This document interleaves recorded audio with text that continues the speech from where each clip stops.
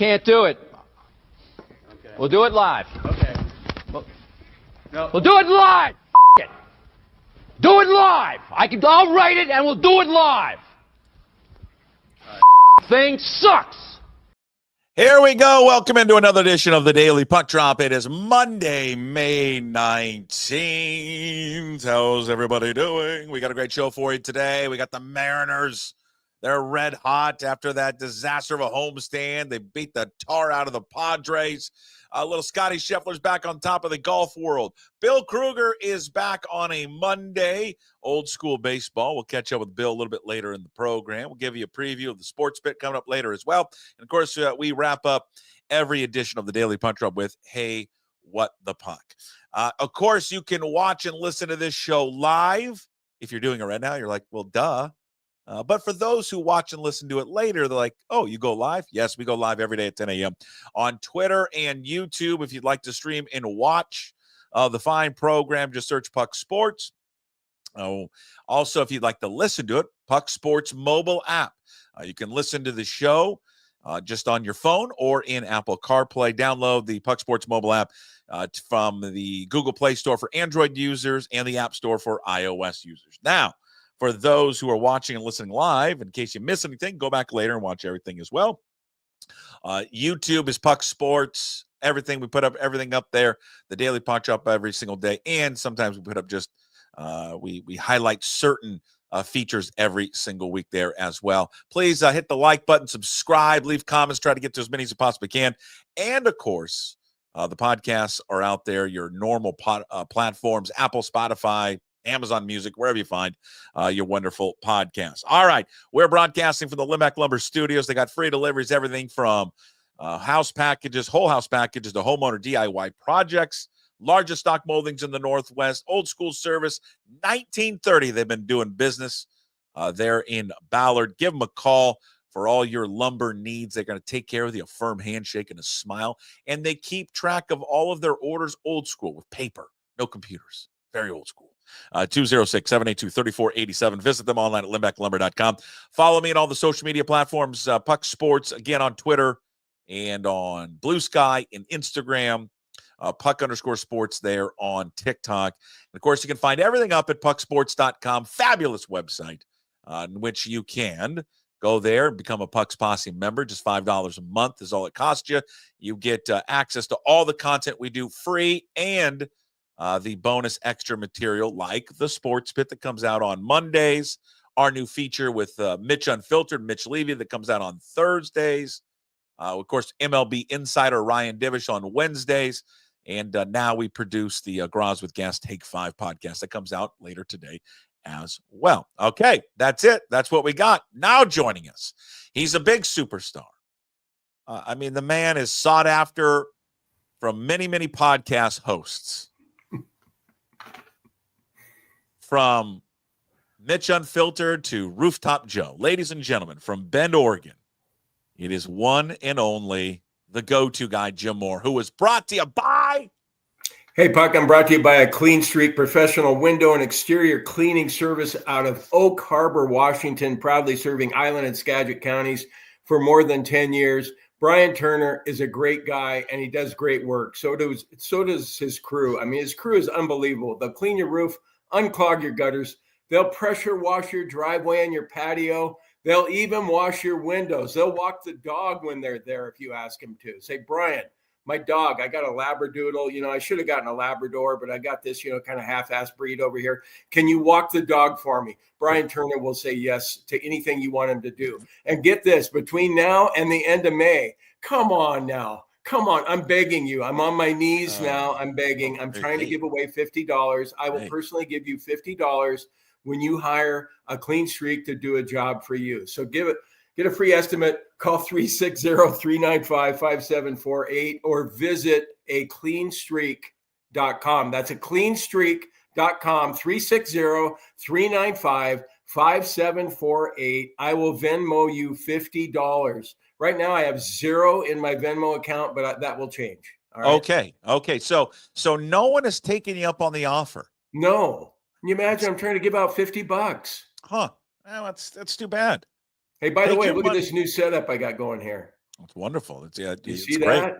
Yeah. I got that LG OLED AI TV in the background there. And then I've got the smaller, I don't know what the hell it is, a Samsung. I'm also going to put one right there. I'm going to have a 3 TV setup. Why do you need 3 TVs?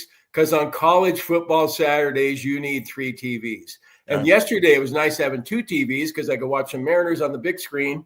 Mikey set me up on that, so I don't have to worry anymore about doing the laptop and doing that fucking AirPlay bullshit that got me beach volleyball the other night instead of the Mariner game. And I was watching the PGA Championship on the smaller screen. Surprised that you could. I'm stunned. On the wall. Stunned you couldn't get the TV to work. I'm just, with how technological, how technically savvy you are. I'm just stunned that you couldn't get it to work. I know. Behind the curtain, Puck and I have just been working the last 20 minutes to try and get my old ass 20 minutes computer to work. Half an hour, 40 minutes, 45 minutes.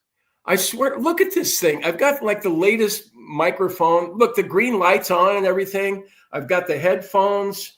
I mean, they're all plugged in the right fucking holes, and it still doesn't work. So fuck me dead with that bullshit, man. I fucking hate all this shit, but I love you, Puck. Yeah. Well, it's all you got to do is just, all you got to do is what? Just take it into a computer expert that we've asked for 2 months, and maybe I'm going to do that now. Figure it out. Yeah, I'm going to do that now. You owe me $100 if you don't take it in today. I know what a valuable asset I am to the whole. You are conglomeration. Jesus Christ! Yeah, you get rid of me. I will. Didn't change anything. You're a valued customer. We need you. You need that microphone to work properly. Don't worry. You take it in. What's the name of the computer place in Bend? It's called MacTech. And they have yet to charge me a single dime. I go in there with all my problems, and they help me out, and they don't ask for any money. They're great. MacTech on Greenwood in Bend. All right. Shout out to MacTech. Hey, we'll be down there this week, but you're not going to be there. When are you leaving again? Well, I think we're leaving Friday morning. So when's your first game? Saturday at 3 p.m. You don't play till Saturday? Oh, okay. Well, I'll miss the Vampires games then, I guess. Yeah. But when are you coming down Thursday? Thursday night, though. It'll be late. Oh, because I was going to invite you over for dinner. Yeah, I won't make it there. I make a great vodka pasta. I'm telling you. I bet you do. We're going to miss that. I made it last night for the kids.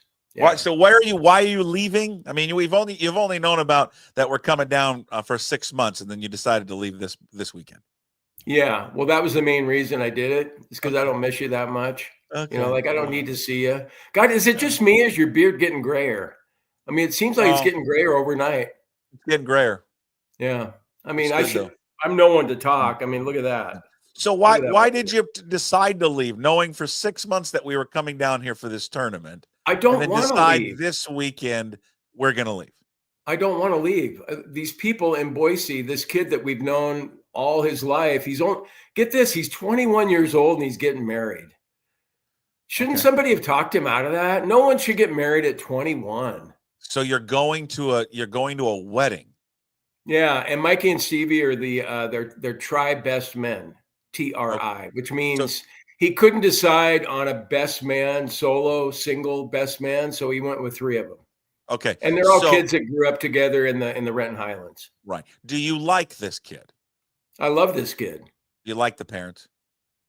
I love the parents. Wow. The interesting part, though, is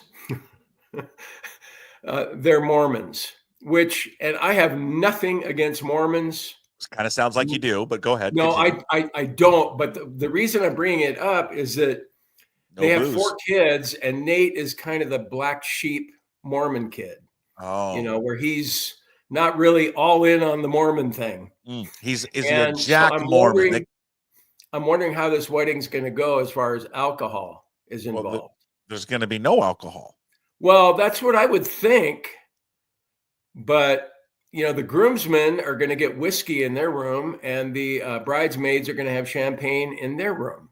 Okay. So that might mean that there might be alcohol there, but I will not disrespect Nate's parents. I love Tom and Rochelle, and that just won't happen. So I'll go clean and sober and respect the Mormon church and everything, So BYU and everything else. So there will not be an open bar.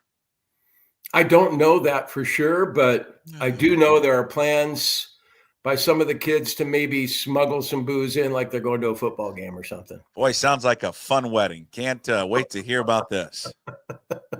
What a snooze fest. Yeah.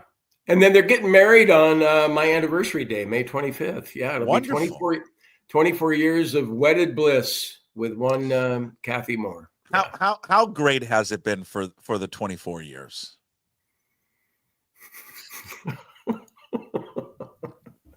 Well, we've had some good moments. It's we've made it. And then you sprinkle in some Jesus Christ, what in the hell was I thinking moments. Well, that's with every marriage, though, is it not? Every marriage is like that. And in her defense, I know that she's had just as many Jesus Christ, what in the hell was I thinking moments as I have. Although I think I might be a little bit, I'm probably the leader in the clubhouse right now on that, but she's, making a charge from behind on that. I don't know. Can you imagine kids living and being married to this guy? Me? Yeah, she really is. I would want to be married to me. Like if I'm a female out there and I'm in my 60s and, if Jim was divorced or, wasn't married, I'm talking in the third person now, which I hate. Yeah. I would think that, God, he'd be kind of a cool guy to hang out with. Yeah. Well, that's how you view it. Well, what issues do you see with me? I'm easygoing. I like Jim, beer. I like the Cougs. I like dogs. I like to golf. I don't take things too seriously. Yeah. There's Life's probably too short. Huh? Let's get. I'll tape a separate show with Kathy. Yeah, well, I think she'll sing my praises. And yeah.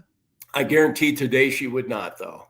Oh, we've already made her upset today, have we? It was a little. Okay. Yeah, it wasn't. Yeah, things did not go well in our household last night. If you can blink with your right eye, that you're okay. Am I okay? Are you okay? There you go. Yeah, I'm okay. I'm okay. Not sure she is. We're gonna miss you. I'm sad that we're gonna miss you. I wanted to stop by the neighborhood. I was gonna bring my portable barbecue. We were gonna sit outside and we're gonna barbecue on the street and welcome all the neighbors. Okay, you're coming late Thursday night. Why don't you come earlier Thursday? Oh, the kids are in school or something? Kids are in school, and we've got a Little League baseball game that night. So I have to stay for that. Hey, do you want to stay here? And you could stay here for nothing. No, we're staying with our friends who live down there, family friends who we've told months ago that we're coming down, and they did something weird. They said, okay, well, we'll be sure to be in town. So we're going to stay. Are you friends, the guy who owns Boss Taurus? No, they're family friends. No, like actually family friends. Okay, where in Bend are you staying? Where do they live? They live. What's the neighborhood? It's a nice one. It's right above town, right above the public golf course. River's Edge. Yeah, they live right above River's Edge, up there. Oh, that's nice. They probably have a view. Oh, they've got a wonderful view. They built a wonderful home there. Oh yeah, oh yeah. They've got it. We're staying there just for one night, and then we're staying at the Rivers Lodge with the team starting Friday. Do you know where that one is? Right down there on the Deschutes. Yeah, I do know where that is. Beautiful, beautiful spot. That's where we're hanging out with the team. That's a good spot. Well, I just offered you a free place to stay that, 2,600 square feet with a hot tub. Sure. And, the TV should be set up outside. We got this set up for you. I mean, I think the vampire and Mari would probably enjoy this. Mary Lou. Yeah. Or the view of Bend and. Oh, okay. All right.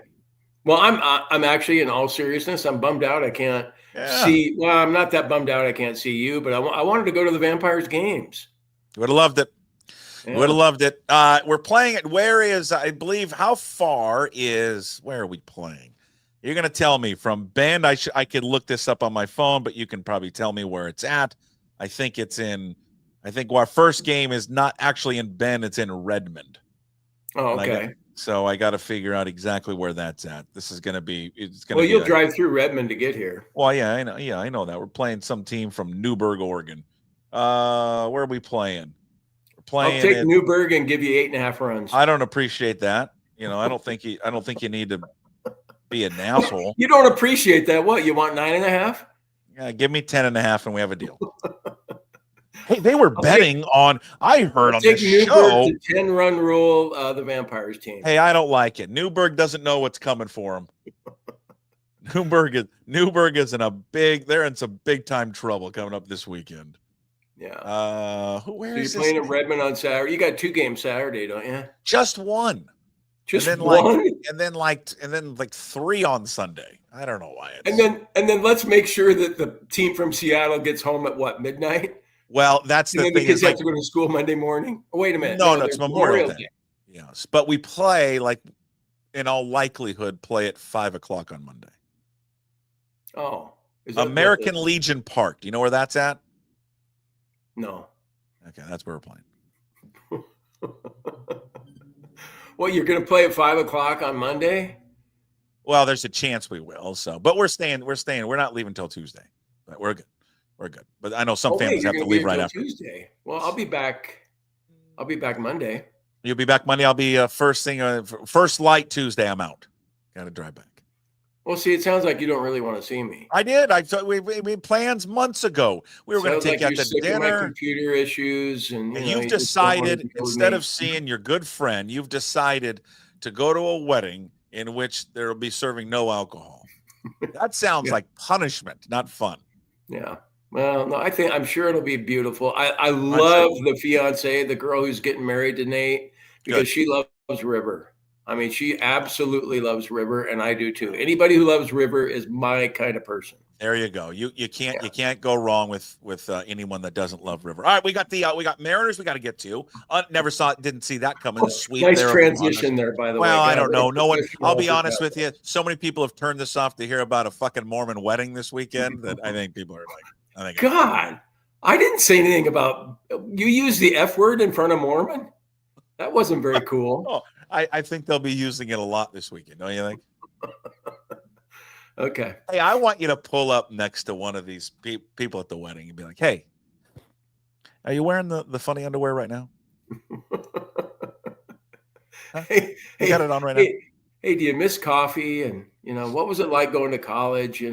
So, did you really believe Joseph when he was up on that hill all by himself, and then he magically just came down and said, "Here it is. Here are all the rules." What was it like being a virgin when you got married anyway? Ask him about, I want you to go up to one and be like, do you soak? Yes or no? Okay. You know what that is? Do you know what that is?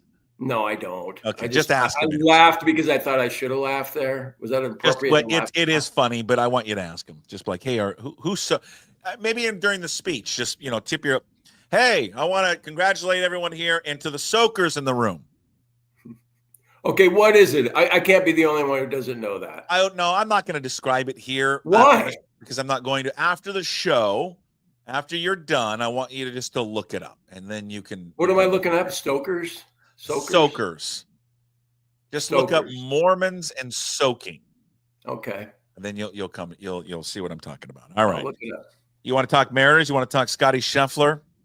I would think that of more interest to your listeners would be the Mariners. So. I think a little bit more of the Mariners and Bryan Woo. I think they're just I don't know how you can look like they did in the homestand, and not so much the Yankees one, because the Yankees one was fine.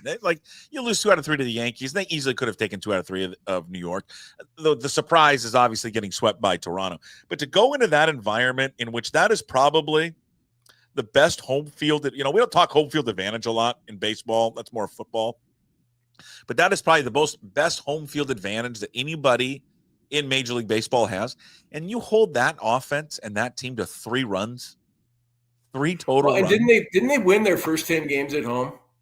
Yeah, it's a great environment. It's it's always packed. It might, you know what? I was talking about it with the boys, and we've been to Petco a couple times, and that might be the only park in MLB that's better than T-Mobile or equal to. There's a million parks better than T-Mobile. No, they're not. Fenway. Well, Wrigley? the thing is, I bet you anything if I took my kids and if you took the vampire, well, you took the vampire to Wrigley. Yeah. Wrigley and Fenway, we've got this romantic feel about both of them. And I love going to both of them. And I feel, grateful that I was able to do that. But do you think kids would walk into Fenway and go, God, I mean, they would think it's a dump. Not my kid, but okay. Yeah. I mean, I don't know. My kid loved Wrigley. T-Mobile's great.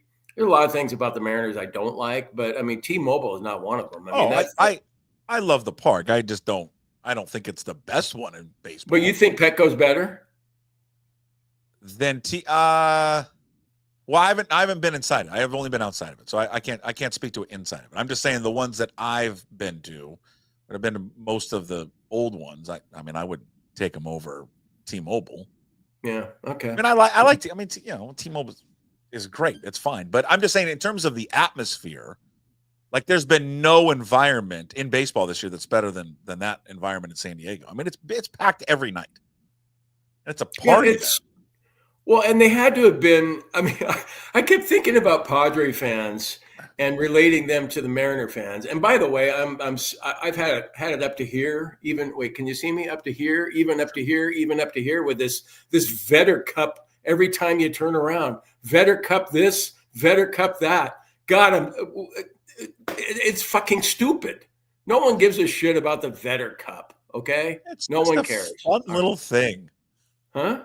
It's just a fun little thing. I mean, you get the little logo up in the right-hand side of the Root Sports broadcast when you're not watching beach volleyball anyway. I mean, you've got it right there. It's right there for all of us to see. But anyway, I was thinking about their fans and relating it to Mariner fans. And how many times have Mariner fans been going, God, we just earlier this season, runner in scoring position, but you can't get him in. You can't get him in. And then what were the Padres? 0 for 18 in the series? 21. Runners in scoring position. It's crazy. Can you imagine how, all the columnists down there and the sports talk show guys just trashing on the Padres right now. It's not really a hotbed. Three runs against the Mariners in the Vetter Cup series. I mean, to fall behind 3-0 in the Vetter Cup, no one has ever rallied from 3-0 in a Vetter Cup before and won the series.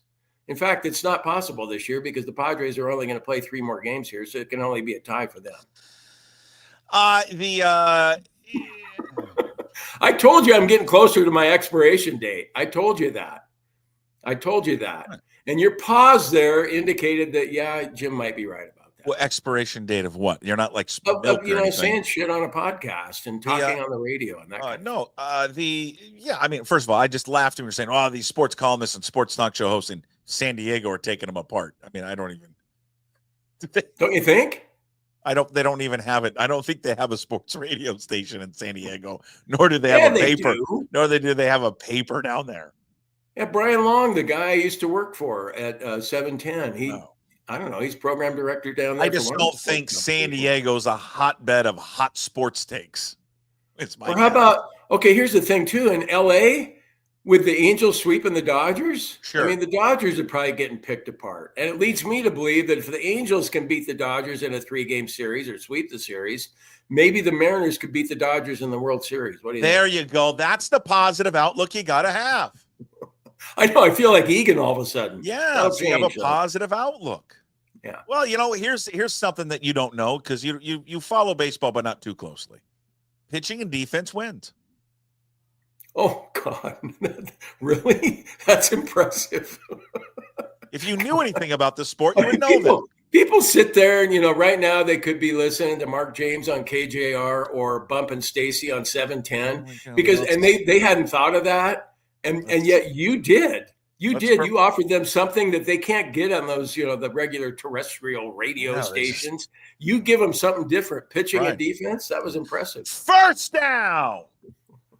Pitching and defense. Yeah. Wow. But you know what? You're right. Pitching and defense. And they did have some luck. I mean, Logan Evans, what did he give up? Like 8 hits and no runs? I mean, that's the baseball writer. They always say the guy scattered 8 hits, right? Like he he decided to do that before it was, before he got to the mound. I'm going to scatter 8 hits and they won't score any runs. I always get a kick out of it. But why is that a negative that you give up hits? It's interesting though, because this is a great segue, because Krueger and I talk about this today. I record Bill in the morning, so it's coming up later. A guy that knows baseball, and he, pitching and defense. I don't need to tell him that. What's funny is that I know baseball better than any other sport, and but go ahead and rip me if you want. I do. I know baseball. Like football, I don't know football. I really don't. Well, you were kind of taken aback when I said pitching and defense. You're like, really? What? But it's like a negative that we discussed today in today's pitching of pitchers that give up hits or don't strike everyone out, because you're describing Evans because he doesn't strike everyone out, right? And Hancock's that kind of guy too. Okay, so who cares if they give up hits? I'd rather have a guy give up hits and then get outs and have a low pitch count than a guy that's going to strike out 11 but run his pitch count up and he's out in the 5th inning. Like we in today's baseball, like we get negative that sometimes the offense puts the ball in the play. Who cares if they put the ball in the play? I want a pitcher that puts the ball in the play. Let your defense work for you. Like if you have a good defense, it'd be fine. No, that's a fair point. It's not only a fair point; it's a good point. A really good point. Yeah, right. Because we were talking about it yesterday with Woo. I looked up in the 7th inning. Now he finished with 88 pitches, but I think earlier in the 7th inning, he was at 77. And I said to the boys, I go, Jesus, Castillo's at 77 in 4 innings usually. That's the one thing. I mean, Castillo, he's just been, I know you didn't ask me anything about Castillo, but I think if we start looking at Castillo as being a number 3 or a number 4, we're going to be great with his performances this year. But he's certainly not the ace anymore. I mean, Bryan Woo, clearly, he's jumped from number 5 starter last year, at least in the rotation, the way they had it lined up, to easily their number 1 now. I mean, it's just so much fun to watch him pitch. He looks so effortless out there. And the 1st inning home run didn't seem to bother him. I mean, the next 6 2/3 or whatever, I mean, he just was flawless. And it's just a beautiful rhythmic delivery. Yeah. And it just looks identical every single time. Like it lulls you to sleep. Freddie Couples golf swing, it's just kind of, it's a beautiful thing to watch. And the only thing I'm mad about his effort yesterday is that I told myself, I go, Jim, come on, man. Every time Bryan Woo pitches, you got to make a big bet on him. And I haven't done that. The reason being is that old Mariner fan in me came out, and it must have been coming out in a lot of people yesterday, because who thought they were going to win the 3rd game after winning the first 2? No one. Yeah. And then with Michael King throwing for the Padres, I figured they'd claw out a 3-1 win or something. And then we'd be talking today about, but they still won the series in San Diego. And now they go to play the White Sox. Just playing with house money. They were playing with house money yesterday. And it just goes like that series just goes to show you that whatever happened in the homestand, and they play better on the road anyways, but it just goes to show you that I mean, with their pitching, and it's been up and down the stars, and a lot of it's been because of the injuries, right, to Gilbert and Kirby, and they're going to get Kirby back this week. But I mean, that the way that they play and they get that type of pitching, and I know this is true for every team in baseball like this. That's why they're a problem in the playoffs. That's why if they get in, they'll be one of those teams. You mentioned the Dodgers? Well, of course they could beat them. They could beat anybody. That's the thing. They could beat anybody. Absolutely anyone. It's just always been the case. Do they have enough offense to get in? Because that's been their problem, is just getting into the dance. Maybe it's and this is of any year, and I know I'm hyping it a little too much here, but and you've talked about it. I mean, the division they play in this year, it's there for the taking. The other teams aren't that great. I mean, look at record-wise, they're all right around 500. You win 90 games, you're going to win this division, and the Mariners look capable of maybe doing that. And then you look at the American League too. Like, here's the thing. I think most Mariner fans, I don't know why I keep saying most Mariner fans, but I guess I just relate to them thinking if they make it to the World Series, that's even if they get swept in the World Series, I won't care, because that's what you were looking for. Oh. You don't want to be the last team in baseball to have not made it to the World Series, especially when you've been in business since 1977. Yeah, so anyway, there. you look at the American League, and do you look at another team in the American League and go, yeah, they're head and shoulders above the Mariners? No, of course not. You don't. You just saw the best team. We just talked about it. You just saw the best team and -1 game. I mean, for the most part, if you want to go glass half full on it, what'd you allow in 2 games to them? 3 runs, I believe. So, I mean, you look at that series and go, okay, -1 hiccup. Still haven't had our best. I mean, and the Kirby's coming back, then Gilbert's coming back. So they didn't get to see the very best. So I agree with you. Well, and they're a fun team. Like, I sit there and think, God, this offense isn't sustainable with Rivas and Williamson and Taveras, and you just don't think it's going to continue, and yet they keep scrapping and clawing and doing little things and winning games and playing defense like you're talking about. Yeah. So maybe they can just keep going month after month after month, and they put themselves in position to actually do some damage in the playoffs this year. It'll be good. Well, they'll this is not now. Don't follow up by losing 2 out of 3 to this next team. The true Mariner fan came out in me, and you bet against. I put $10 on the White Sox today, and the reason I did it is because it would be just like the Mariners to follow up a great series in San Diego and lose to the White Sox. The White Sox have a pretty good starter going today, and I'm not really completely on board with Castillo, and so. Yeah, I like the White Sox to pull the upset tonight. Davis Martin gets the start. They have identical ERAs at 3.65, and then Castillo. Again, it's been kind of up and down for Luis Castillo, but he will get it today, and they'll have a 3-game series with the Astros 3-game series with the White Sox before they turn their attention there to a 4-game series with the Astros. Then they come home for a nice little lengthy homestand that features Washington, Minnesota, and the Baltimore Orioles. All right, Scottie Scheffler. Okay, wait a minute. Just one more thing on Castillo. If you could have another contest with Castillo at pucksports.com if you want. Which inning will Castillo give up a home run tonight? Third. Third inning? Third inning. I'll go with the 5th. Okay. All right. Well, closest to the pin. You go 5th. I go 3rd. Well, he almost God, that was so similar. Now, I didn't have the dramatic ending, but it was so similar to the Masters. Big lead that Rory coughs it up immediately, just like Scheffler did yesterday, coughing it up, going to the 6th tee. He's up, 4 or 5 shots at that point.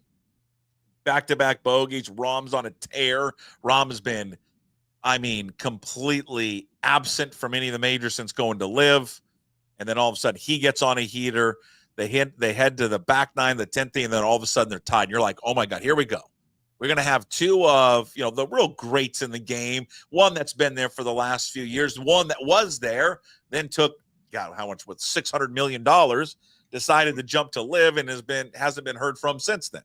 And you're thinking, and everybody that's the thing with Rahm. I think most golf fans and sports people like Rahm. At least I do. His fiery personality. I find him very charismatic in interviews and very honest in interviews. Disappointed that he left Live. I hope he finds himself back, or the tour and they find themselves all back. But it's more fun when he's there. I love his golf swing, just all of it. And but then Scheffler turns it on, shows you why he's the best player in the world. Why in the last 6 years, most wins, the only 2 other guys in the last 6 years that have more wins than him to start their career are 2 guys that are just first name, Tiger and Jack. And then there's Scottie Scheffler. And he's remarkable. That guy. And then what I liked more, the best thing I liked about him, love about him, is how calm and collected he is. And if you watched it yesterday, he wins. It's not dramatic, right? He taps in for a bogey and embrace with Ted Scott, his caddy, and he's very calm. And then he just lets it out, slams his hat down on the green, shouts out, "That's what I'm fucking talking about." And there's that other side to him. He's Mhm. just a great, he's an easy person to root for because he just seems, if he wasn't golfing when you look at him, he'd be your next door neighbor that you'd have a beer with on a Sunday after you mowed the lawn. Doesn't he? Well, yeah. Yeah, I wish Scottie lived in my neighborhood because I got too many people who don't want to have a beer with me. But you're right, Puck. I mean, You did I, that to yourself, sir. I was telling my kids yesterday because I had $20 on Rom at I think 17-1 or something like that. So obviously I'm pulling for Rom, but I told my kids, I go, God, I really don't like rooting against Scottie Scheffler. I just don't. There's no part of me that wants to root against him unless I'm betting against him. And to watch what he did yesterday, because he didn't have his A game. He really didn't have his A game at all. I mean, you certainly saw his A+ game the last 5 holes on Saturday when he was 5 under. I mean, come on. And playing that Green Mile, 16, 17, and 18, the 3 most difficult holes, and he played them 2 under. So, yeah, it was typical of Scottie Scheffler. I wasn't really on board with Scottie this year because he had that injury and he was coming back. But, I mean, what was he in the Cognizant Cup or whatever? He was 32 under and won that thing just a couple of weeks ago. Yep. So clearly he's back to being that world number 1 that we expect from him. And you're right. He's a guy that you want to have a beer with and you can relate to, and just seems like an average guy that's just one hell of a golfer. Just a dad. He's your neighborhood suburban dad that's got his shirt tucked into his jean shorts that's pulling the grill out in the cul-de-sac. And I just am amazed, and we talked to Travis Fulton about that last week. I'm just amazed how he's so consistent with that footwork, his feet going all over the place. I don't know how he does it. Well, because I think what is refreshing about him, and I think this can jump all sports here for a second, is that he has something, whether it's a swing in golf, swing in baseball, maybe a delivery in baseball, whatever it is, maybe the way a quarterback throws in football. Yeah, I don't know, but pick whatever there that's that would best attribute to the particular sport we're talking about. Maybe a shooting in basketball, is that he didn't allow anyone to fix it. It's just that's how he swings. So it looks different. It's not kind of built out of a lab that we've talked about before. It's not Adam Scott's. It's not Rory. Swing. It's not Rory. It's not Adam Scott. It's none of that. It's his. And, I like if they've detailed, this coach that has been working with him forever since he was 7 years old. It was it must be special for him because he's a PGA coach. He's a PGA professional. So special for him that Scottie wins it, that week or yesterday because of the association there with all the PGA professionals, but that he just never changed him. And then you watch him on the driving range, and they noted this, I don't know, Saturday or Sunday, but it's anytime he warms up.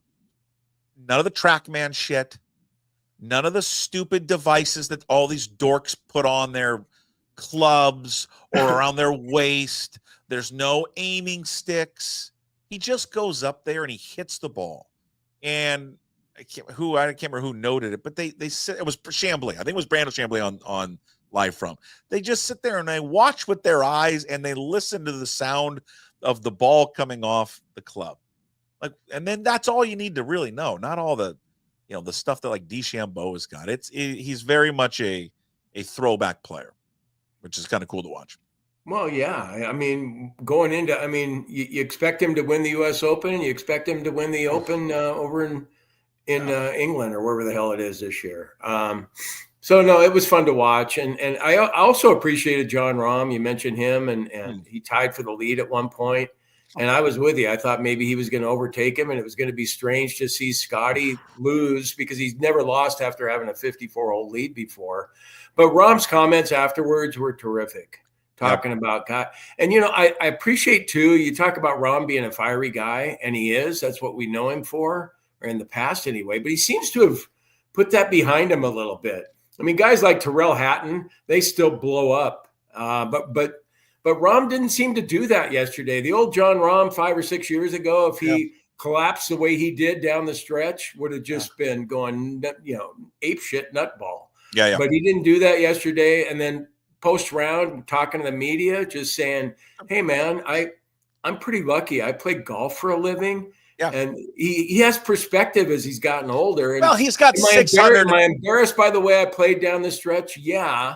But he just had a good philosophical look at things in the bigger picture. And I appreciated that from him. Well, when you have the amount of money that he has in his bank account. Don't be cynical. Come on. I was trying to say something nice about him. For the amount of money that he has from Liv, how much did Liv pay him? Yeah. Yeah, I guess you're right. It is pretty easy to say those things. I was also thinking about Scottie Scheffler's caddy and how much that guy's making. Because what is it, 10% of what was it yesterday? 4 million that he won? Yeah. So he got, I thought it was 500 or something. So Rahm got 300 million from Liv. 300 million. So you're saying it's pretty easy to make those comments? Like, well, like maybe if he didn't go to Liv, you know, it's like he's used to losing at Liv, but it's like everybody's like, no big deal. We're still making hundreds of millions. Yeah, I think you got 300 million in the bank. You're like, I'm good. Don't you think though that you've got that competitive desire inside still? Sure, of course. Like Bryson couldn't have been happy with losing yesterday. I mean, And what about Rory? I mean, I love Rory, but I love him a little less today than I did. I don't understand what was going on this week. For those who don't know, he didn't talk to the media one time.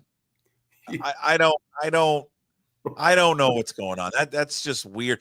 I don't know if he didn't want to answer. I mean, the speculation is because they had all their drivers tested this week, and his was deemed to be non-conforming, just like Scheffler's was deemed to be non-conforming. Maybe it was that.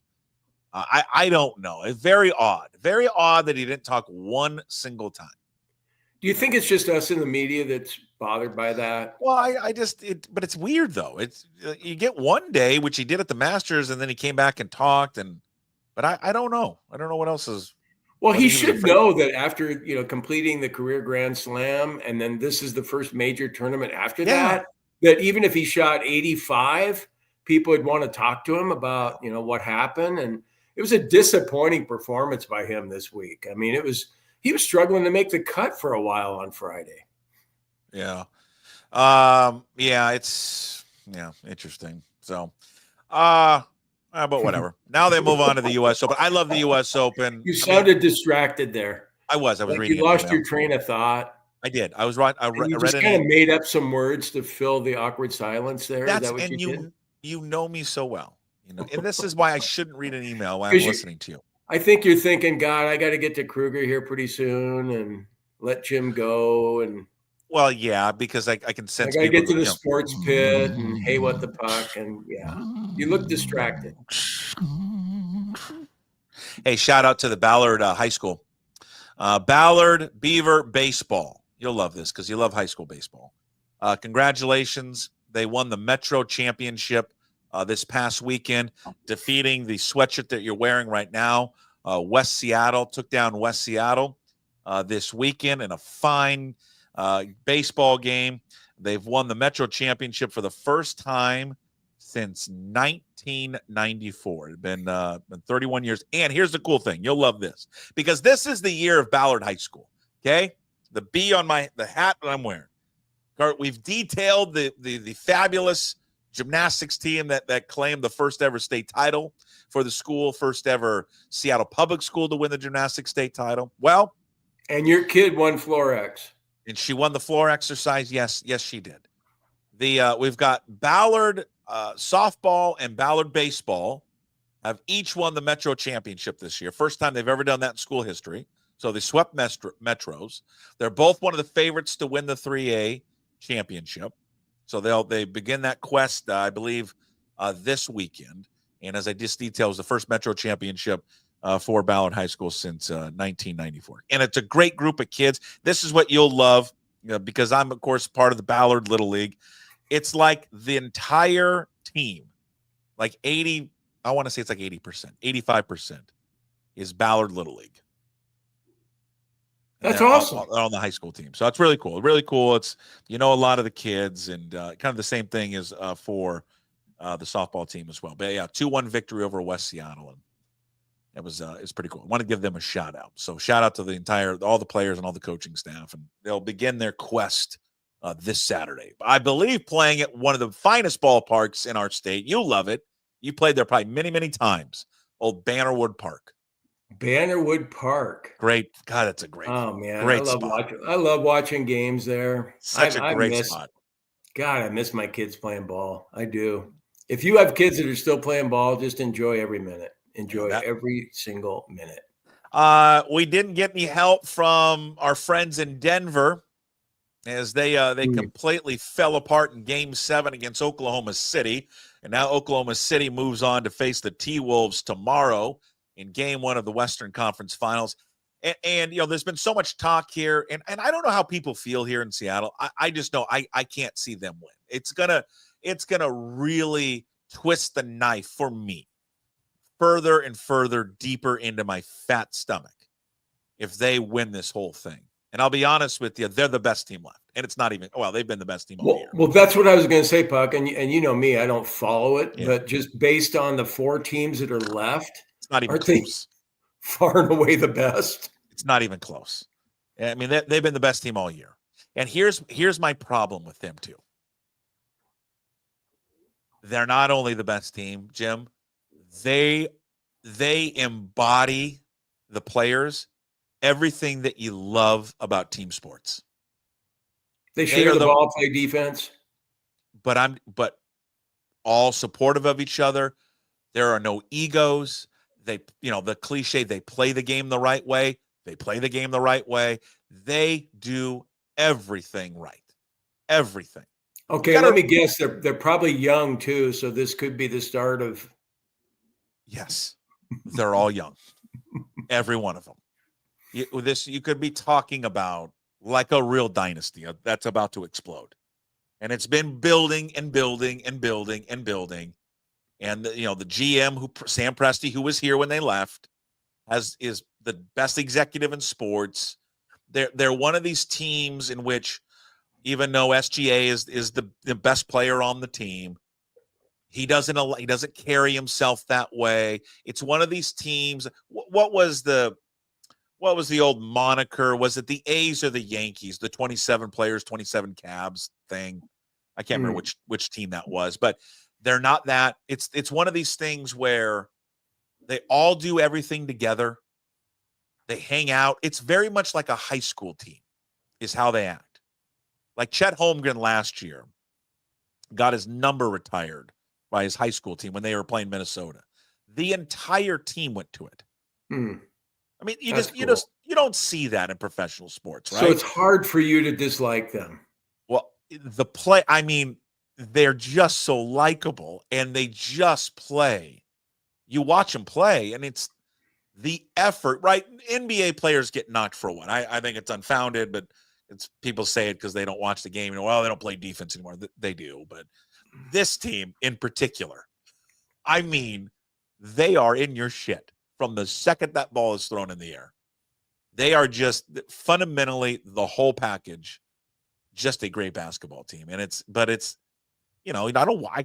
we need them to lose. I cannot watch them celebrate because as they get further and further into this, and you're going to hear it when it starts tomorrow. And then if they get to the NBA finals, this is their first finals appearance and they'll do it. They'll say Oklahoma City because they were there once when they lost to the Heat, but then they'll mention the Sonics, and they'll mention the past with Seattle. And when there's so much talk about expansion, and I know Adam Silver came out last week, and they're going to discuss it at the Board of Governors, but still we don't have a timeline on it yet, and we don't know. Oh man, it's just I can't stomach it. It's just me. It's my favorite team. It always has been. It always will be, and I just need them to lose. So we need to. There's a lot of people from Minnesota out here. We need the support. Yeah, it's too bad. Like I know the storyline going into Game 7, people were thinking, maybe to be like 94 again, and Denver will go on the road and win that deciding game against the former Sonics and current Thunder. And yeah, it just didn't work out. There wasn't a new age Mutombo on the floor with the ball, and there wasn't a Robert Pack. There wasn't any of it. That's the most I've ever cried at a sporting event. That's the most angry I have ever been in my life. That game went overtime too, didn't it? Yes. Yeah. Kendall Gill sent it overtime. He had that crazy layup, spun it off the glass. It went in. He was falling down. Yeah. I just remember going into the locker room after that game, and only Michael Cage was in there. That was it. There was no one else. No one else wanted to face the music that day. Yeah, yeah. And then you know what? Michael Cage was a great one, wasn't he? Oh God, I love Michael Cage. Guy that just liked to play good defense and rebound. And he hit that little baseline jumper. Yeah, he had a great baseline jumper. Yeah. Number 44. Number 1 in your heart, number 44 in your program. Yeah. San Diego State, that little left hand of his. Yeah, beautiful. Beautiful. Yeah. And then you get an old school one. You get an old school, remember that in the 90s, Pacers-Knicks was a great series. It was always great. It felt like they met in the 90s. Oh, Pacers, God, Reggie Knicks. Miller. They'll be showing all kinds of Reggie Miller highlights. Felt like that those two teams faced off every single year in the Eastern Conference Finals. So that will get there've been some upsets in the playoffs, haven't there? Yeah. I mean, good. Cleveland was supposed to make it this far, and they didn't. No, a bunch of injuries kind of knocked them out. So yeah. I'm sure the NBA's not happy the Lakers aren't involved. Right. Of course not. Yeah, they need them involved. All right. What's the rest of your day? What do we got for you? Huh? Well, I got to go to the computer store first because the guy I work with is, complaining about, me not being technologically savvy. And apparently I don't sound quite as good without, a blue microphone. So I'm going to go I'll get it taken care of today. I'm going to do that. The kids are here. I'll probably play golf with them tomorrow. We played yesterday. So yeah, it's been nice to have the kids back. Well, say hello to them. I will. I will. I'll make sure that Mikey doesn't park on the wrong side of the street. I'll make sure my dogs aren't barking. I would actually like if he were. Oh, you would? Just one more time. Park on the Try and get one more. I can't believe the reaction I got to all that. Jesus. How was the reaction in the comments to the story how was it? A lot people supportive or not supportive? Yeah, I mean, mostly people were saying, God, Jim, you were a dick too for parking on that side of the street and having dogs that bark, but he outdicked you by writing that note. I think that was kind of and I acknowledge that I was a dick, so I'm taking measures though. Yeah, okay. Taking measures to correct that. Okay. Yeah. All right. No welcome barbecue? Is that? I doubt it. The new neighbor across the street, though, John, they moved in yesterday. He pulled me aside, though, and he goes, God, my wife told me about that note that somebody left on your kid's windshield. Jesus, is everybody around here like that? And I go, well, I don't know, John, but, you got a friend in me. I'm here for you. So good. So now you got an ally in John. Yeah. Send me your address. I'm going to head out there. Just do a tour of the neighborhood. I'm going to put a couple flags on the car, and we'll just kind of free Jim. Okay. All right. Yeah, you come on out here. You can stay here. Go in the backyard if you want. Okay. Well, does have a putting green? Use the hot tub if you want. I don't think with you and what's been probably going on in that hot tub, I'm not sure it's safe. No, I got a guy that comes every 2 weeks, and he makes sure the chlorine levels are high enough or whatever. Yeah, so it's good to go. Oh, you have a hot tub guy, huh? I have a hot tub guy, yeah. His name's Wes. Things are going good, man. Things are going good for you. God, I made so much money at the PI and at 710 and KJR. Things are going so good for you. You got a hot tub guy. Yeah. Multiple TVs, playing golf tomorrow. Yeah, I see them. Yeah, they're beautiful. Well, what do you think you're going to be doing when you're retired? What? You're going to be doing all the same shit I'm doing. Probably giving back to the community, serving. Yeah, you're going to give back to the community. Okay. All right. All right, sir. Now we're good. Dave Pearson. Anything else? Anything else? We need to get that. And there's not a single time when he says that he's hoping someone has anything else. Oh, and he's been wanting to say anything else probably for the last 15 to 20 minutes. Then, of course, there's somebody. Anything else? Yeah, I got one more thing. Maz Vita here from the Beacon Defector. Yeah. God, you talk about dicks. Dave Pearson's a dick. Okay, I'm not a dick. Not end on this, please. Why? I don't care. I don't care. I'm retired. I don't care. I held like it in Dave. for years. The guy's a dick. Okay. I like Dave. Oh shit, you do not. Yes, I do. I like Dave. No, God, he's Don't power bring tripping me- over there at the VMAC. I hate Don't power trippers. Drag Jeez. me into your dislike and your hatred. Come on, he's been a dick to you too. I'm not saying we haven't crossed paths, but I find him enjoyable. I don't need you. I don't care if Dave thinks I'm a dick, and I don't care if it's politically incorrect for me to be ripping Dave Pearson, but the guy's a dick, okay? You can dislike him all you want. The reason you say that is because he can't get you any free tickets to the Seahawks. I don't care. If he could, you would, I say that because he's a dick. That's the only reason. That will be the title of the show today. Dave Pearson's a dick. All right. We'll see you Wednesday. Okay, Puck. Take care. Go Cougs. There he is. Go Cougs. There he is. Jim Moore. Monday, Wednesdays, and Fridays brought to you by Clean Streak, a professional window cleaning service. All right. Also on Mondays, as we transition, let's go talk a little more baseball. He's back with us every Monday. Bill Krueger, of course, formerly of Root Sports, Mariners broadcast team. Now he's doing his own thing called Old School Baseball Podcast, by the way, which you can find on all podcast platforms. You can also follow Bill on social media at Old School _MLB, old school _ MLB. There you go. On social media, they're on Twitter. Be sure to again check out the podcast, Old School Baseball, Apple, Spotify, wherever you find your podcast. Catch up with him every Monday morning. We record early before he gets going on his real job. Here he is, the big lefty, Bill Krueger, talking all things baseball. Look at this guy. The one and only Bill Krueger, Old School Baseball.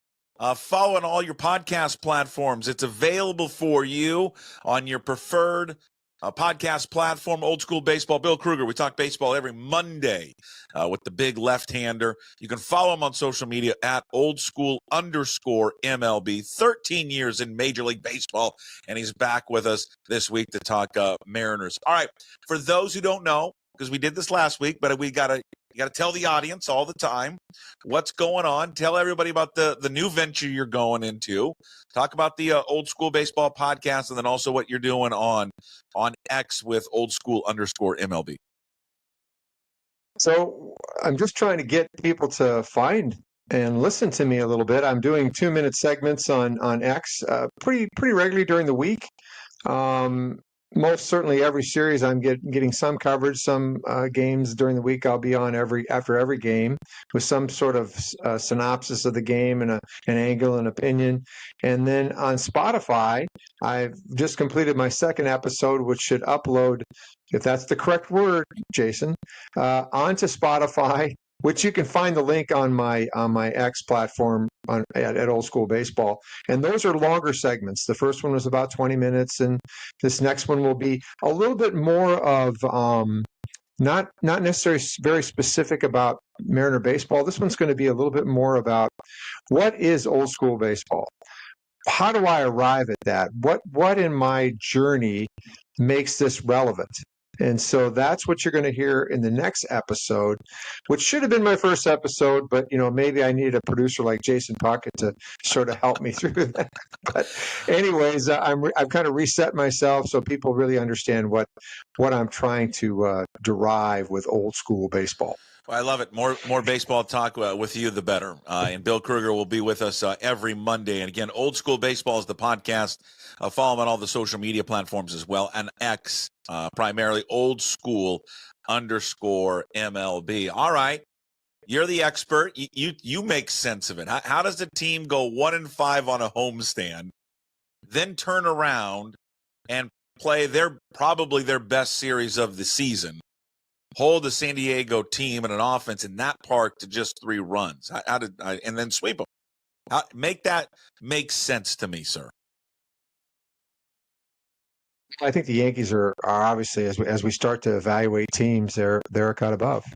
I mean, they're just a little bit better competition than the Mariners have seen. They won a game from them. Now, how they were swept by Toronto, I think they just ran out of gas. They'd won 9 straight series, and they kind of tripped and fell at home, maybe just a little bit weary from all the travel, and they just couldn't shut down the Blue Jays, and it just was a sideways series for them.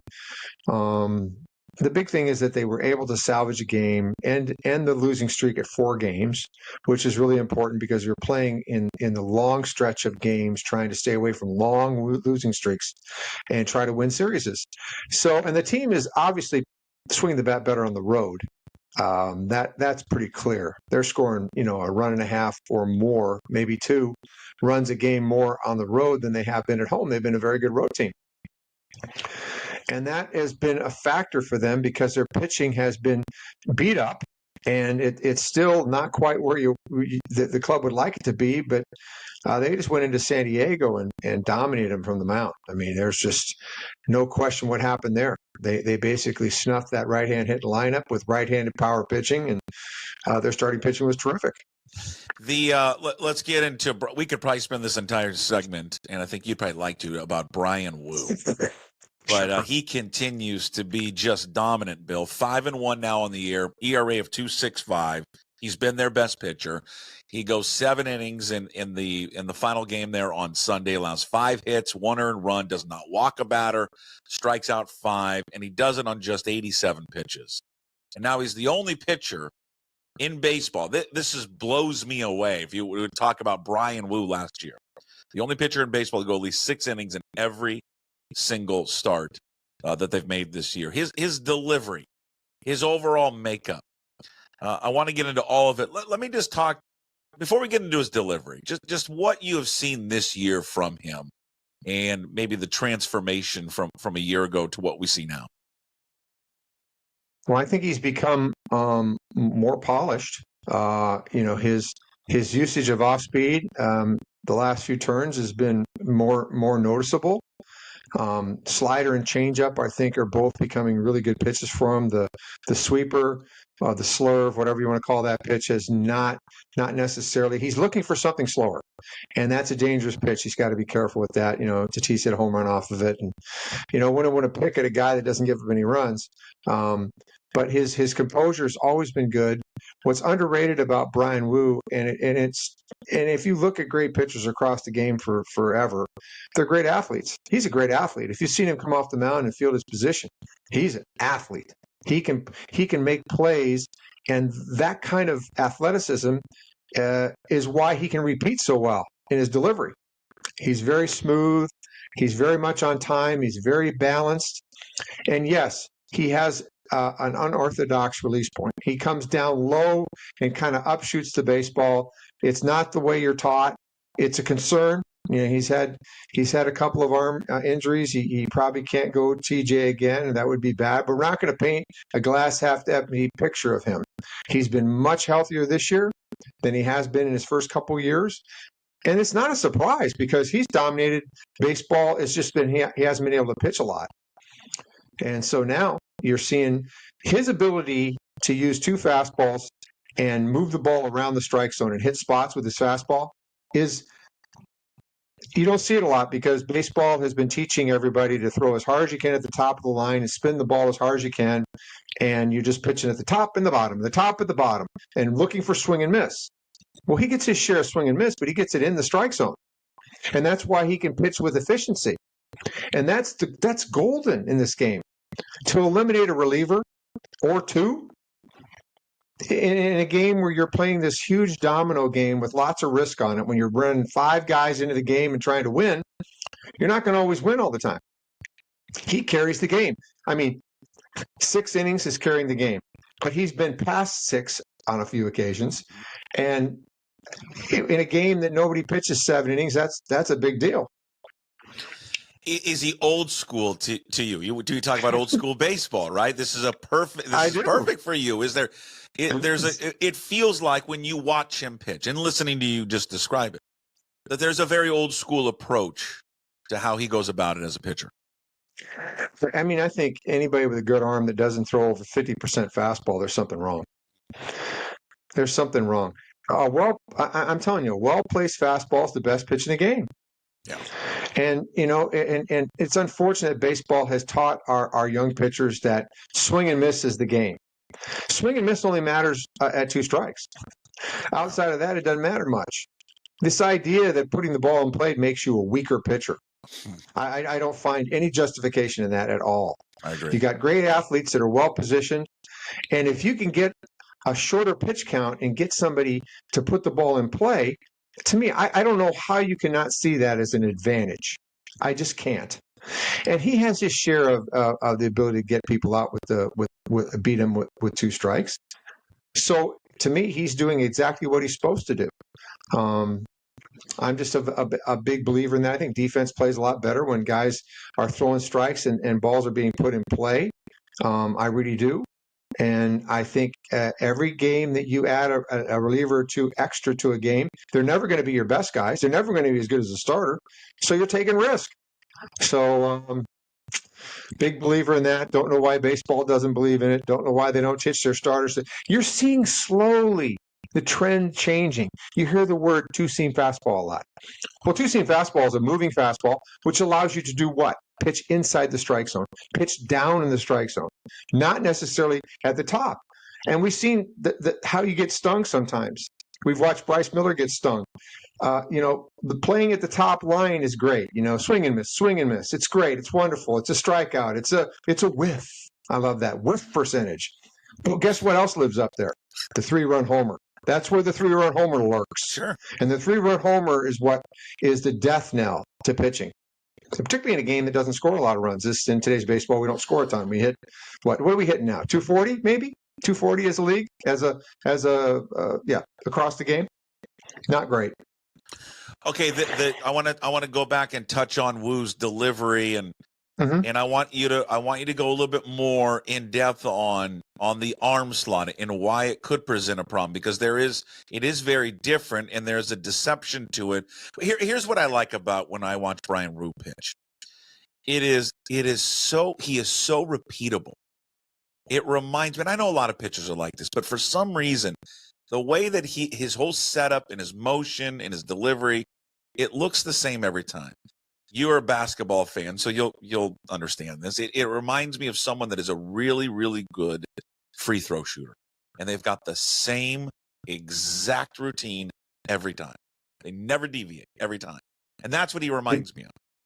That is so astute of you, Jason. I mean, I think foul shooting and pitching there's a lot of parallels. I played a lot of basketball in my life. I was a very good foul shooter my whole career. Not that you want to hear about my basketball exploits. I do. But I want more the whole rest of the show about what you did for basketball. Let's see. I was in top 5 one year in the nation foul shooting. Yeah. For people who don't know, you free throw championship when I was in 8th grade. I mean, I can shoot foul shots. Okay. Bill was, and I think there's a concentration of. Yeah, for those who don't know, sorry to step on you. Bill you played both. I mean, you're rare. You played both college basketball and college baseball at Portland. Yeah. So that's an unbelievable thing. Well, it just felt like that was the normal thing because that's the way I grew up. We just played what sports next. Sure. Football, I couldn't quite get big enough and soon enough. But if I had been, I probably would have played all 3. But getting back to that, the rhythm and the routine of pitching and shooting foul shots is very similar, and you have to have the same exact release point every time, and the same rhythm and the same balance, and you're absolutely right. Repeat, and if you can do that, your chances of being able to locate a pitch are far greater. And he's a really good athlete. So starting with that incredible balance and rhythm that he has, and then he has a very good arm. The ball leaps out of his hand, and he's very smooth. And I think he's deceptively smooth and makes the ball kind of jump on you as a hitter because he looks like he's playing catch, and then the ball leaps the last, few feet at the plate. And he's got movement. Now, he does throw from a low alarm slot. It's a little concerning because there's a lot of elbow lead in his throwing. And that's why he's had a couple of TJs. And so he's going to have to stay really strong around that area of his elbow to withstand the demands of his release point. But there's reason to believe that he can do it. I mean, we watched Michael King pitch yesterday, and he's gollywampus, man. He's one of the best pitchers in the league. The Mariners were able to get to him, but he stands on the first base side and he steps toward the third base dugout, and then he comes back to you with his arm slot. That is not going to be good on his shoulder. Sorry. if you think that's a great way to go. But we're taught to stand taller, and get on top of the baseball, and you're using the bigger muscles of your shoulder and your back and your lat, and that's what stabilizes your arm, and then you drive the ball downhill. And he's going against physics a little bit, and part of that is the tall strike zone. The tall strike zone allows him to upshoot the top line, and the ball explodes up there. And of course, in the days of yore, when I pitched, that was a ball. Yeah, okay. So because do you think of his arm slot the way that he pitches? Because he was a shortstop, and then and then when he made the transition, when he got to Cal Poly into more of a pitcher, is that you think from his days of playing in the infield, is that's why he throws like that? Hard to say. There's a little bit of a flatter arm when you're an infielder. You don't get way up on top. Get your arm way up. Yeah. You're kind of a little bit more of a quicker release point, a little lower 3/4, and that's his natural slot that he throws from. And he's fine-tuned it as a pitcher. It's working. It's dominant. It's not the only reason. As I've said, it's yes, does he have a deceptive slot that he's throwing from? Yes, but a lot of it too is his delivery is repeatable. He has good velocity. He has a very loose wrist, so his ball explodes out of his hand and gets movement. He's not straight as a string. And he has a great concentration level. He's smart. He sees where the ball has to go in the strike zone. He doesn't make a lot of mistakes when he's trying to locate. So, his off-speed stuff's got some work to do. I thought yesterday his slider and changeup were very good. He used them adroitly, and they were better. And I think those are going to be important for him. He had some bad-looking swings yesterday on some off-speed pitches, which is great. What have you liked so far from Matt Brash? 4 2/3 innings. He's allowed 3 hits, no runs, and 6 strikeouts since coming back. Well, he's brash. He's back throwing electric breaking balls and fastballs around 97. He pitches around his fastball a little bit, which we've already seen him do that. That's his game.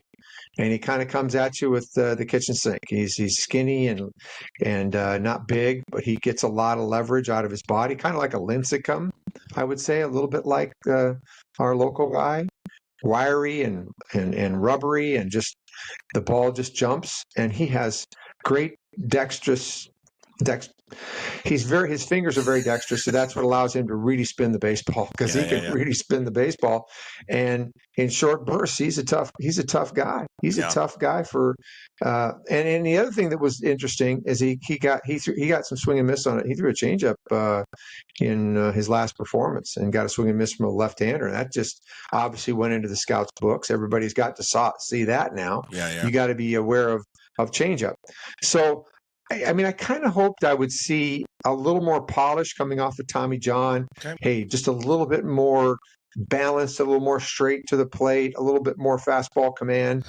But clearly he just got stronger and said, here I am, hair on fire, coming at you with everything I got. And I'm ripping it, and I'm ripping all my pitches. And it's a swing and miss game in the 7th and 8th inning, and I'm as good as anybody in the league at making you miss. So a lot to like.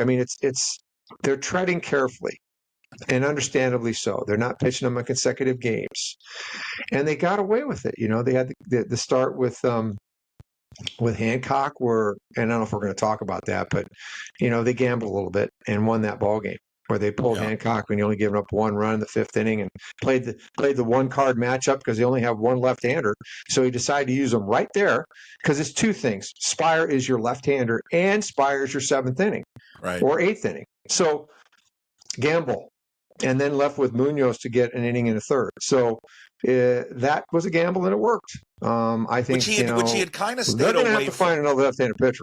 Okay, somebody that can pitch in the middle of the game, because left-handed hitting is there in the game.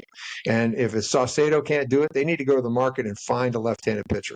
Okay, because that's a game that you don't want. I think Dan is really, he wants to pitch Munoz in the 9th inning. Period. That's what he wants to do. Yeah. But he gambled, and it worked. Yeah, because he has stayed away from that. How they managed the bullpen that night. He has not gone down that road.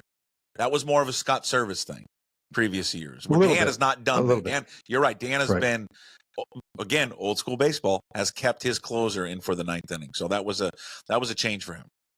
Yeah. I like I said, it worked. I think they'd prefer to keep Munoz just in the ninth inning, and that's sound thinking, because it's a long season, and he's a guy that's had back problems and foot problems and ankle problems and arm problems. He falls off the mound pretty hard, and there's a little bit of concern about him staying healthy. So you want to protect him a little bit, not abuse him. The good news is they're getting some mileage out of some people. Like Amin has been pretty good. Vargas has been. I mean, Vargas gave up the home run to Judge, and I talked about it in one of my performances. That you get in this position now, you're letting it rip. He's throwing in the strike zone. He's throwing in the big circle, electric, moving fastball in the high 90s, and a hard slider. But when you get at that point in the game, when you play in the seventh and eighth inning, you have to have purpose. You have to understand the situation. You're just not there ripping it, because if you rip it and you're just thinking about throwing it somewhere in the strike zone with a lot of movement on it, you're going to get hurt. But there's an awful lot to like there. A lot to like. Another guy under a mossy rock that Jerry DiPoto found, that everybody would covet if they could have a Carlos Vargas. Yeah. So that's good. But I don't think we can limp along with one left-handed pitcher. I think they need to find a second one. George Kirby should be back. It sounds like he'll be back this week. I mean, I'm going to ask you the obvious question here. What does this mean? Yes. Is it a good thing? Obviously, it's a good thing, but it's great to have him back. And he finished 3 rehab starts with the Rainiers. But again, a rotation that has been limping along now is going to get strengthened by adding him back. Yeah, they're at the end of the rope now. They've got Hancock up. He's pitched pretty good, and Logan Evans and pitched pretty good, and that's where the numbers kind of stop at this point, because it's going to be Jonathan Diaz and a cast of thousands this next series, whichever day that is, second game. So they need Kirby to return, and he's going to return. He's going to pitch in Houston, I would imagine. I don't know which date that's going to be. He sounds healthy. He's probably, he's probably anxious because he's bored. Sure. There's nothing to be gained from a guy like that pitching in AAA. Other than, I like to get ahead, and these guys are all cheating, trying to hit one out of the ballpark off me. It's just not the same game. It's not the same game down there. Yeah. So, and defense, guys are in the wrong spot, and nobody knows where to stand, and it's interesting. You're describing it like it's Little League or something. Well, no, but I mean, it's just not the same game, where everything is really at an elite level. So a guy with great control can sometimes not do particularly well in AAA because it's about making guys with no discipline chase. Hey, what's been a surprise, a pretty welcome surprise, and especially lately. And I didn't think that they would ever kind of get this from him, but last 15 games, Rowdy Tellez, he's got an 891 OPS, he's 4 home runs, he's driven in 10, played nice over at first base. It's just been a nice little welcome surprise that I didn't think that they would get much out of him this year. But the last 15 games, he's really provided a nice little spark and pickup for this team.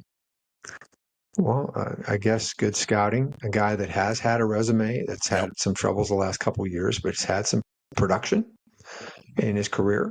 So he's a pro hitter. Yep. And getting a chance to kind of get through a little bit of a slow start and allowing him to play a little bit. And I think there are very few guys. There's very few Edgar Martinez's that can sit in the DH spot and be great. I think players like to play. That's the way they're wired. So for him to get on the field and then go, wow, this guy can really play first. And really, you're an outfielder. Sorry, you're not a first baseman. So he's played well at first.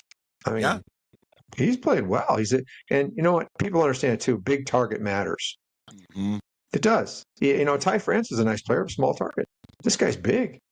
That makes a difference when you're an infielder. You can throw it in the big circle over there, and he's going to get it, right? He stretches for the baseball. He picks it. He's smooth on all the 3-1 type plays with the pitcher. He knows his position, and he handles the baseball very well. He's a good athlete. It's hard to think of him as a good athlete, I know, but he's got good hand-eye coordination, and he's a threat at the plate. You make mistakes, and he can backspin one out of the ballpark. So, in a game where homers really, really matter, he's mattered. Yeah, it's been fun to watch, and he's just been a nice addition to the team. He just feels like he fits in with it. He's got a good kind of vibe around him, and it's kind of been fun to watch. And I agree with you on the big target. Well, they're playing great baseball. They get the White Sox here for the next 3, and then they'll take on the Houston Astros. Old School Baseball with Bill Krueger, and again, find it on all your favorite podcast platforms. Old School Baseball episode 2 is out. Also follow him on X. He has 2-minute videos coming out every single day, talking baseball.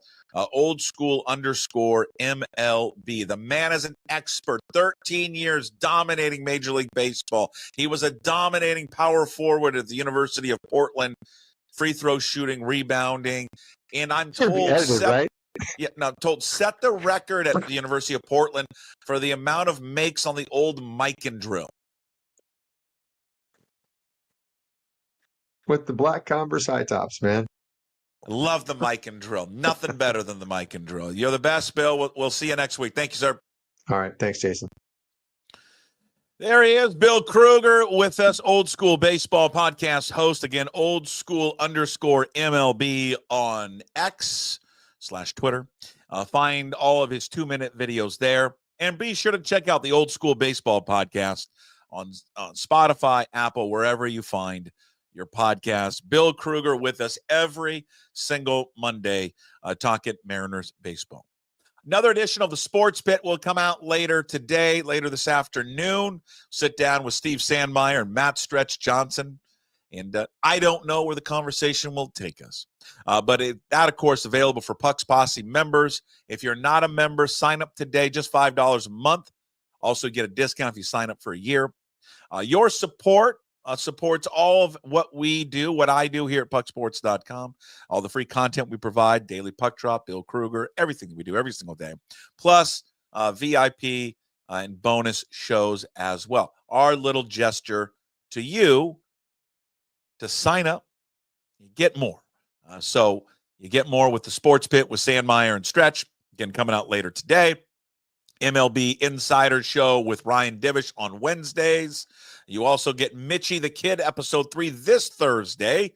Mitch Unfiltered. That will come out on Thursday. And again, with Mitch is you get it live, so you can watch it or listen to it free. But once we're tune off the air at 11:30, it will just be for Puck's Posse members. And of course, now producing the Graz with Gas Take 5 podcast, which comes out on Mondays as well. We got a lot of irons in the fire right now here at Puck Sports, and of course the daily puck drop. Thank you for everyone who has signed up already, and for those sitting on the fence, if you have any issues, email me. I can always take care of you. puck@pucksports.com. All right, let's wrap up Monday's show with, of course, Hey What the Puck, which is brought to you by our good friends at Restoration 1 of North Seattle. You got any issues at home? Any type of damage to your home or your business, they're going to take care of you at Restoration 1. I've mentioned this many times before. My good buddy Trent, he owns it, he runs it. There's a market, cafe, lunch spot in Ballard. Take 5. If you live in Ballard, maybe or in Seattle, you've heard of it. I had a gas explosion over a year ago. It's a neighborhood. It is a Ballard staple. Great people there, great just lunch items, all of it. It's like exactly what every neighborhood needs, that little market. And Restoration 1 came in there and fixed it all up, did everything from top to bottom, just did it all. Excavating everything out of there, getting rid of all the damage that was caused from the gas explosion, and then getting them up and running almost in no time. They've been up and running for probably about a month now, and it's better than ever. Looks great in there. All done by our friends there at Restoration 1 of North Seattle. So if you do have any damage, not just to your business that you own or just even to your personal property, make them your first call. Please do so. 206-817-8917. Also visit them online at restoration1.com, the North Seattle franchise. All right, what are we going to cover here on the Hey What the Puck? 2 things. One, go back to what Jim Moore said earlier today in the show. Yeah, that's right. This team does have everything it can, especially with the pitching. to win in the postseason. And I think most people understand that. And I think what you saw this past weekend when San Diego is considered one of the best teams in baseball and certainly one of the best teams playing at home, you walked in there with a pitching staff, by the way, still not at full strength. They didn't get the best. And you held that offense in that park, in that environment, to 3 runs. And that is what is so tantalizing about this baseball team. And it's, it's the cliche. We laugh and we joked around about it earlier, but, the sport, like all sports, is not that hard to really decipher and give reasons why teams win. And in baseball, it's pitching and defense. And it always has been, and it always will be. Those teams will win the majority of the games. And they've got it. And I think what you saw this weekend is another example of how many Mariner fans and people within the organization get excited, and you look down the road of what they could be if they get into the dance. Therein lies the rub. And what has happened in the last few years is not having enough to get into the dance because of how dangerous they would be once they got there.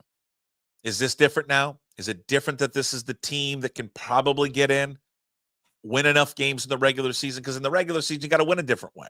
Winning the way that they won this past weekend against San Diego, that's hard to sustain. We all know that, over 162. You need that offense to carry you. That offense has carried them the first portion of the season. Where there's always been differences for me this year with this offense, and we've talked about it a lot on the show, and it's going to mention again, the walks are up. The strikeouts are down. I think a positive sign that came out of that game yesterday was there in the 4th inning, their 3-run 4th inning. 5 straight 2-out hits. Right? It goes back to the 2 outs and so what. But 5 straight hits from that offense. You got a Rosarina, but then after a Rosarina, Rowdy Tellez, Mitch Garver, Leotos Taveras, and Mastroboni. And I think that's a sign of where this team has improved offensively from a year ago and where they've been the last few years, where they're at now. That ability to add on, to amass more hits, work deeper into the count, work the pitchers with 2 outs, which is so, it all walks of all levels of baseball. Get that 3rd out, it's miserable. And that happens fast. We're like, all right, go, let's get the 3rd one. That was such one of the many signs this year that the offense has taken a next step in improvement was that inning right there, to get 5 straight hits there with 2 outs in that pivotal 4th inning. And it lets you dream a little bit. Close your eyes, dream. Postseason baseball there for the Mariners. They play like that, they will be a problem once that comes around. All right.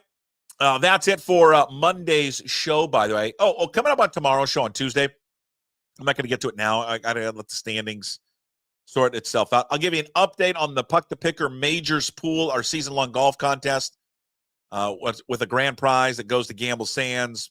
2nd place, foursome at Fairwood Golf and Country Club. 3rd place is a foursome at Mill Creek. 4th place is a foursome at one of Troon's Seattle Premier courses. But again, the 1st place prize is stay and play at Gamble Sands for 2 people. But I'll give you an update on the official standings. And again, all the coverage brought to you by Synthetic Turf Northwest, syntheticturfnorthwest.com. If you'd like to put a brand new synthetic lawn in your backyard and add a putting green, do that. Synthetic Turf Northwest, great partners here at Puck Sports. We'll give you a full standings update coming up on the show tomorrow. Reminder, U.S. Open coming up June 12th there at Oakmont. All right. That's it for us here on a Monday show. Thank you to everyone tuning in. A reminder, the Sports Pit with myself, Steve Sandmeyer, Matt Stretch Johnson coming out later this evening. Also, Take 5 podcast with Graz with Gas. That's coming out later today as well. Be looking for that coming out later this afternoon. All right, we'll talk to you tomorrow. As always, promise to be better. No shoes, no ties. Would anybody like to smoke some pot? Yeah.